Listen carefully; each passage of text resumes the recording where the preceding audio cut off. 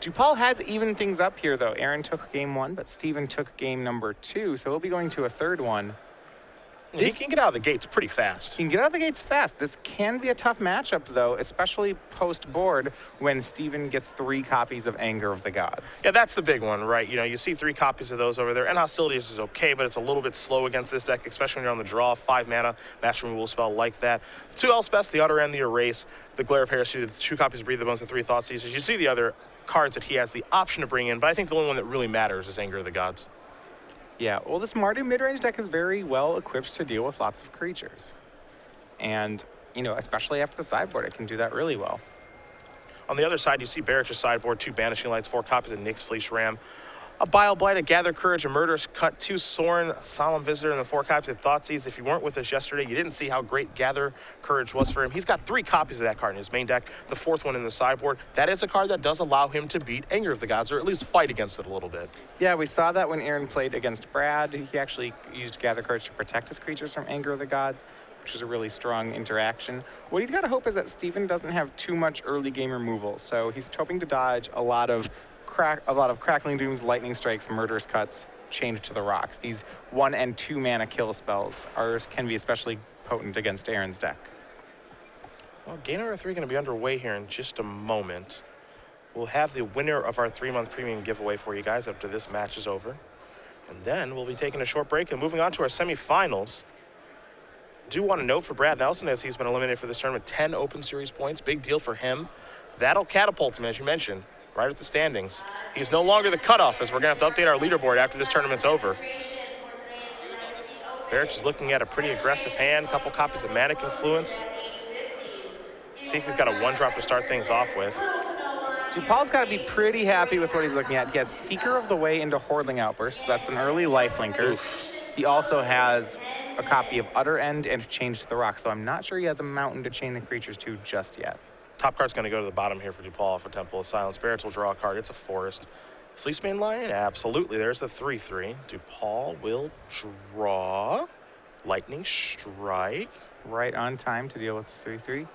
Does he have a land? He has Bloodstained Mire. Okay, I was going to say, this is a risky keep if he doesn't have a land. Which is great. Not only is it the red mana source for his now 2 Lightning Strikes in hand, but it's also a mountain for his Chain to the Rocks. So this is what I think Aaron fears in the matchup, which is Steven having Lightning Strike, Chained to the Rocks at the beginning of the game. Now, he does have the ability to blow up a Lightning Strike with Gather Courage.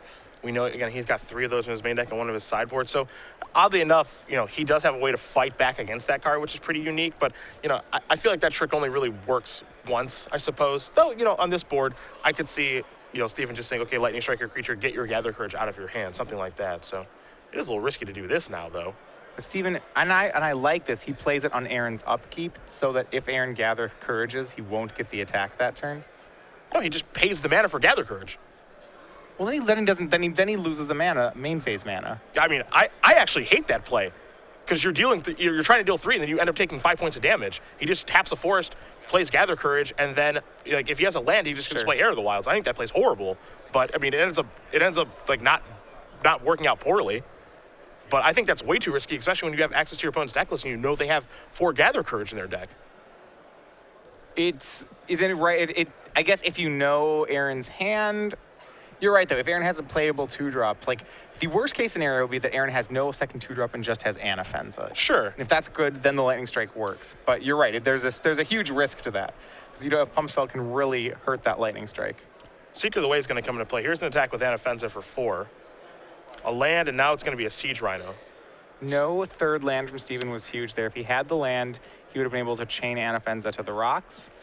But without it, he's falling behind. And one thing you don't want to do against these Aaron Barich-style decks is fall behind early. Yeah, he's stumbling and fumbling around on mana now, too. These creatures are out of Lightning Strike range. He does have a Chain to the Rocks.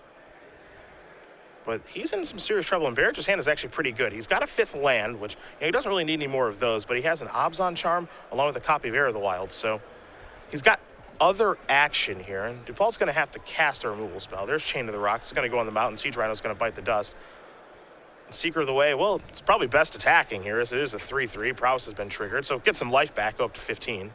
The lifelink here is very important for Steven. It gives him time to draw that land. And if you look at their hands, if Steven can get enough lands into play here, the game looks really good for him. 3 mana.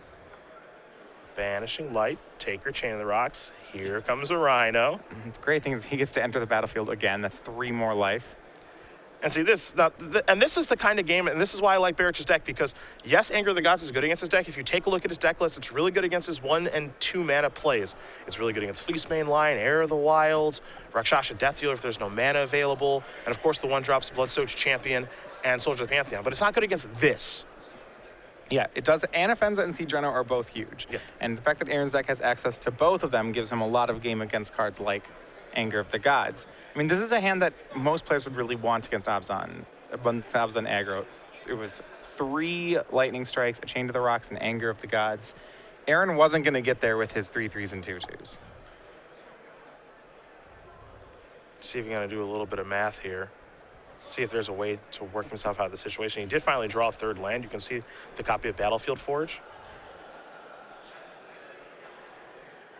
So he will play that here in just a moment as he tries to figure out exactly what he can do to get himself out of the situation. But some of the cards, the shelf life on them, they were very time sensitive. Now it might be gone. Like a card like Hordeling Outburst just isn't very good anymore in this situation. There, if he was able to play, Seeker and a Hordeling Outburst, I think this game's wildly different. Yeah, if he has that 3rd land on turn 3, that's probably what Steven needs. Yeah. It showed up too late to the party. Also, it's a painful land, too. We can't forget about that. So him taking damage here is not great. He's just going to pass the turn back over to Barich. Barich's last card in his hand is an Abzan Charm. He just drew another copy of Siege Rhino. And that should be enough here. Probably. That's going to be really hard for Dupal to come back from. There's a Lightning Strike on Heir of the Wilds trigger. Seeker of the Ways prowess. Barich is looking at Abzan Charm, has the ability to distribute +1/+1 counters if he'd like to for a bit of a blowout here. And okay.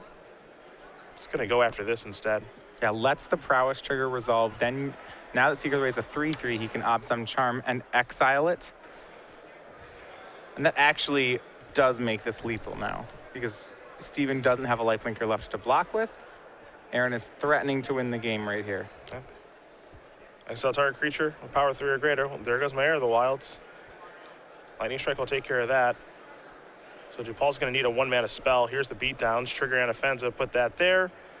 Murderous Cut, don't have enough cards in the graveyard, and that is going to do it. Aaron Barich is going to win this game and this match. 2-1. #1 overall seed is going to battle against Shaheen Saroni in the next round.